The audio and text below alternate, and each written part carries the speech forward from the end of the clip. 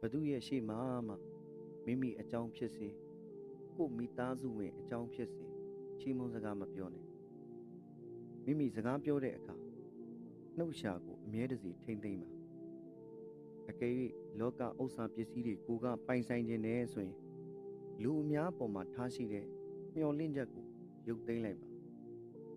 စကားပြောတဲ့အခါအခွင့်အရေးရမှစကားကိုပြောပါ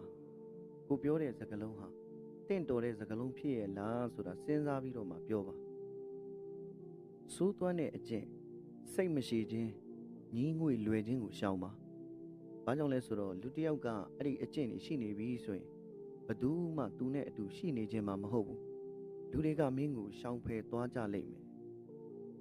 ပညာရှိဟစ်မတ်ရှိတဲ့စကားကိုငနုံငအတွေရှေ့မှာပြောရင်ဒီစကားကိုလိန်ညာနေတာပါလို့သူတို့ထင်လိမ့်မယ်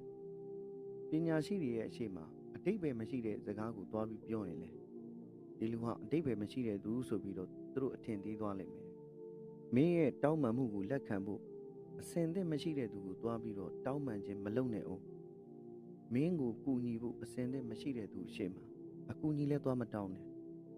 မိမိရဲ့စကားကိုနားထောင်ဖို့အလိုမရှိတဲ့သူတွေရဲ့အရှိမှာစကားပြောခြင်းဆိုတာတင်းကြိုင်းမှာအစာသွားပြီးတော့ကျွေးမွေးနေတာနဲ့အတူတူပါပဲသူတော်ကောင်းတွေနဲ့ပေါင်းသင်းခြင်းဆိုတာအကျိုးရပါလေပမာအားဖြင့်လေကမှုေးတဲ့ရနံ့တစ်ခုခုအပေါ်ကဖြတ်တန်းသွားတဲ့အခါအဲ့ဒီလေကလည်း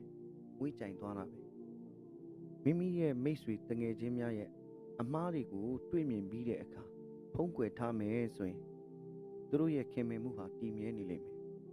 ဘသူရဲ့ရှေ့မှာမှမိမိအကြောင်းဖြစ်စေကိုမိသားစုဝင်အကြောင်းဖြစ်စေချီးမွမ်းစကားမပြောနဲ့မိမိစကားပြောတဲ့အခါနှုတ်ရှာကိုအမြဲတစေထိမ့်သိမ့်ပါအကယ်၍လောကဥစ္စာပစ္စည်းတွေကိုကပိုင်ဆိုင်ခြင်းနဲ့ဆိုရင်လူအများ